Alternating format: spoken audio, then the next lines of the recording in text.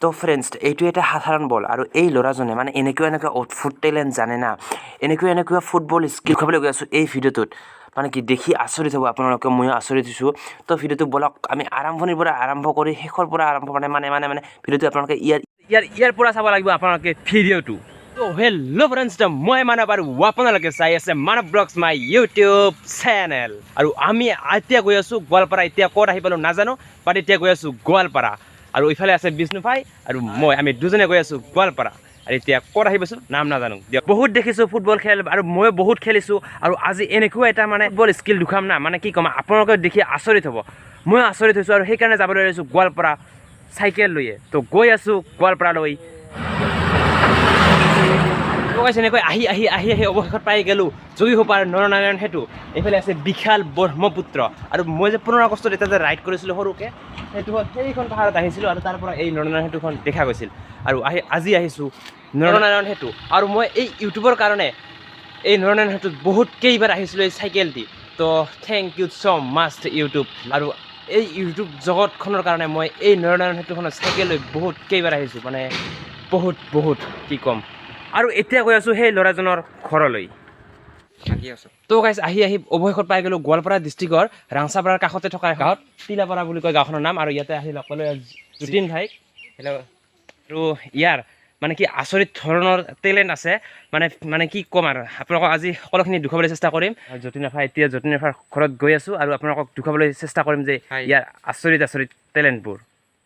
তো মোৰ সন্মুখত এয়া হ'ল যতীন ৰাভা আৰু ইফালে সকলোবোৰ সামগ্ৰী ৰেডি কৰিলে আৰু এইটো আছে মোবাইল আৰু এই মোবাইলটোতো অলপ কাম আছে আৰু ইয়াত আছে 3টা বল 3ডাল কলম আৰু আছে এডাল বাঁহ আৰু ইয়াত চাওক এইবোৰ কলম আৰু এই বাঁহডালৰ উচ্চতা হ'ল 12 ফুটৰ পৰা 13 ফুট আৰু ইফালে যতীন ৰাভা এয়া হ'ল যতীন ৰাভা আৰু ইয়াৰ যতীন ৰাভাৰ লগত আছে এটা বল আৰু লগতে এডাল কলম আৰু এই কলমডাল এডাল সাধাৰণ কলম আপোনালোকে এনেকৈ কলমে ব্যৱহাৰ কৰে আৰু ইয়াতে ঘূৰাব এই বিশাল বলটো ইমান ডাঙৰ বলটো তো ভাই লোৱা কলম আৰু এতিয়া ষ্টাৰ্ট কৰা আৰু আৰম্ভ কৰিবলৈ হ'লে এনেকৈ এটা আঙুলি দিয়ে আৰম্ভ কৰিব লাগে আৰু ইয়াৰ চাওক এডাল কলমত এটা ফুটবল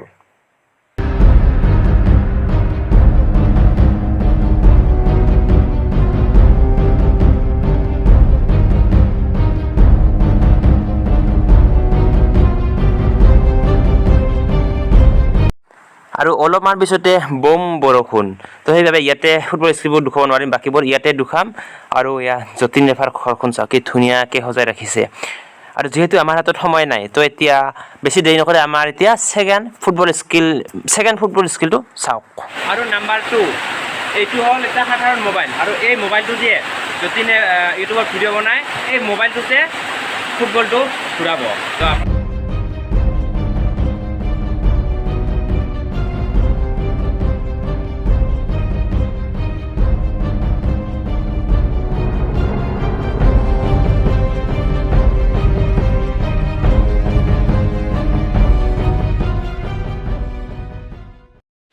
আৰু 2 নম্বৰ স্কিলটো চালে আৰু এতিয়া হ'ব 3 নম্বৰ স্কিল আৰু 3 নম্বৰ স্কিলটো কৰিব যে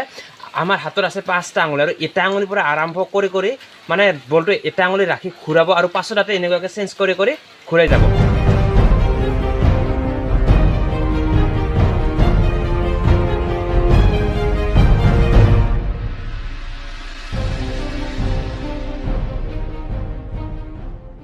তো গাইজ 3 নম্বৰ স্কিলটো চালে আৰু এতিয়া হ'ব 4 নম্বৰ স্কিল আৰু মোৰ হাতত আছে 3ডাল কলম আৰু আছে 3টা বল আৰু এইটো কেনেকৈ কৰিব আপোনালোকে মানে মই যে বুজাব পৰা নাই আপোনালোকে চালে গম পাব তো চাই থাকক এতিয়া সেইটো 4 নম্বৰ স্কিলটো দেখাই আছোঁ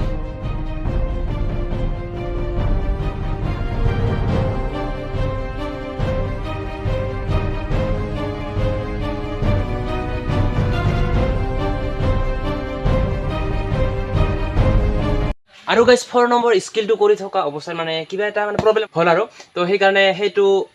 দেখুৱাব নোৱাৰিলোঁ আৰু সেইটো যতীন ভাইৰ আগেৰে ক্লিপ লোৱা আছে তো সেইটোকে দেখুৱাই দিলোঁ আৰু এতিয়া হ'ল 5 নম্বৰ স্কিলটো চাওক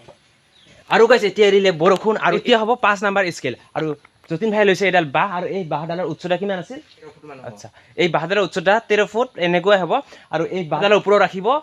এনেকুৱা বল মানে এই বাঁহডালৰ ওপৰত এই বলটো ঘূৰাই কেনে এই বাঁহডাল মুখত কামুৰি ধৰিব তো এতিয়া 5 নম্বৰ স্কিলটো চাওক আৰু ফ্ৰেণ্ডছ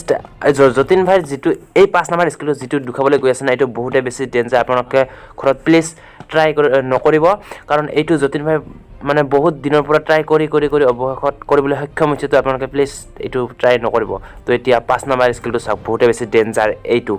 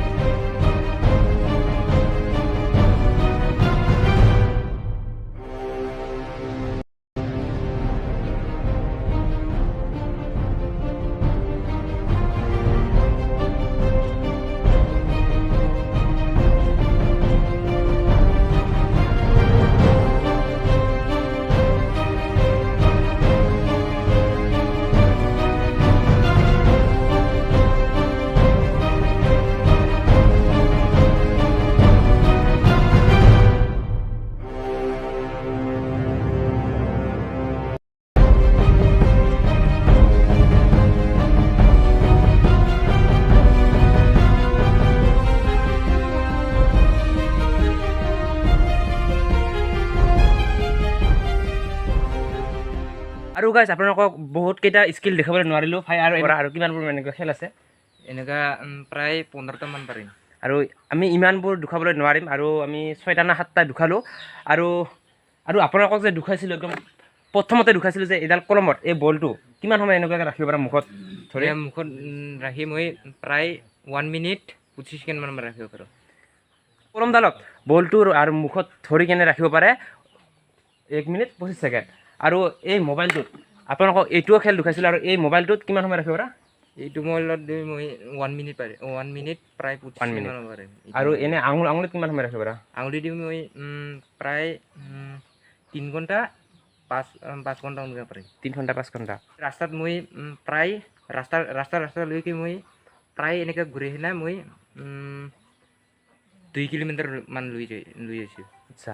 এনেকৈ আঙুলিত ঘূৰাই 2 কিলোমিটাৰ লৈ গৈছে আৰু আমি এনেকৈ আঙুলিত ঘূৰাই 1 ছেকেণ্ড বা 2 ছেকেণ্ডে ৰাখিব নোৱাৰিম কিন্তু এনে বল খেলাও কিন্তু এইবোৰ টেলেণ্ট আমাৰ নাই আৰু এইবোৰ টেলেণ্ট আছে যতীন ৰাভাৰ আৰু যতীন ৰাভাৰৰ এটা ধুনীয়া ইউটিউব চেনেল আছে চেনেলটোৰ নাম কি আছিল চেনেলটোৰ নাম হ'ল যতীন ৰাভা ডেছক্ৰিপশ্যনত লিংকটো থাকিব আপোনালোকে যাই কিনে ছাবস্ক্ৰাইব কৰি দিব আৰু ফোন নম্বৰটো দি দিব পাৰিম ঠিক আছে আপোনালোকে মই ফোন নম্বৰটো দি দিম ডেছক্ৰিপশ্যনত আপোনালোকে যদি এনেকৈ ভিডিঅ' বনাই আহিব বিচাৰে তেনেহ'লে আহিব পাৰে আৰু তো গাইজ তাৰপিছত আৰু যতীন ৰাভাৰ ঘৰত তাতে ভিডিঅ' নবনালোঁ আৰু কাৰণটো হ'ল মানে মানুহ এজন কৰি আহি বহুতে বেছি হ'ল মানুহ আৰু সকলোৱে ভিডিঅ' বনাবলৈ আহিছে আৰু মানে এনেকুৱা মানুহ বেছি হ'লে ভাল নালাগে সেইকাৰণে তাতে ভিডিঅ' নবনালোঁ আৰু গাইজ যতীন ৰাভাৰ ঘৰত যাই কেনে মোৰ বহুতে বেছি ভাল লাগে আপোনালোকে যদি আহিব বিচাৰে ভিডিঅ' বনাব তেনেহ'লে আপোনালোকে আহিব পাৰে তাৰ নম্বৰটো ডেছক্ৰিপশ্যনত দিয়া আছে কল কৰি আহিব পাৰে আপোনালোকে এনে কল নকৰিব এনে মেছেজ নকৰিব যদি দৰকাৰ আছে মানে যদি ভিডিঅ' বনাবলৈ আহে তেনেহ'লে আহিব পাৰে কল কৰি যদিহে যতীন ৰাভাৰ টেলেণ্টবোৰ চাই আপোনালোকে ভাল পালে আৰু যদিহে আপোনালোকে তাৰ টেলেণ্টবোৰ দেখি যদি আপোনালোকে তাক কিবা সহায় কৰিব বিচাৰিছে তেনেহ'লে এই ভিডিঅ'টো আপোনালোকে বহুত বেছি শ্বেয়াৰ কৰক আৰু লগতে তাক যদি কিবা গিফ্ট বা কিবা উপহাৰ দিবলৈ বিচাৰে তেনেহ'লে আপোনালোকে খেলুৱৈৰ লগত জড়িত মানে ধৰি লওক ফুটবল এনেকুৱা আপোনালোকে তাক গিফ্ট দিব পাৰে আৰু তাই তেতিয়া বহুত বেছি হেপী হ'ব তাক ওপৰলৈ নিবলৈ হ'লে আপোনালোকৰ পৰা বহুত বেছি ছাপোৰ্ট লাগিব তো সেইকাৰণে ভিডিঅ'টো বহুতে বেছি শ্বেয়াৰ কৰক আৰু এইবিলাকেই হ'ল আমাৰ অসমৰ বাবে গৌৰৱ বেছি দেখুৱালে নকৰোঁ ভিডিঅ'টো ভাল লাগিলে লাইক কৰিব কমেণ্ট কৰিব শ্বেয়াৰ কৰিব আৰু যিসকলে এতিয়ালৈকে চেনেলটো ছাবস্ক্ৰাইব কৰা নাই তো প্লিজ চেনেলটো ছাবস্ক্ৰাইব কৰিবলৈ নাপাহৰিব আৰু এই যতীন ভাইক আপোনালোকে বহুত বেছি ছাপোৰ্ট কৰক তো আজি বাই বাই আৰু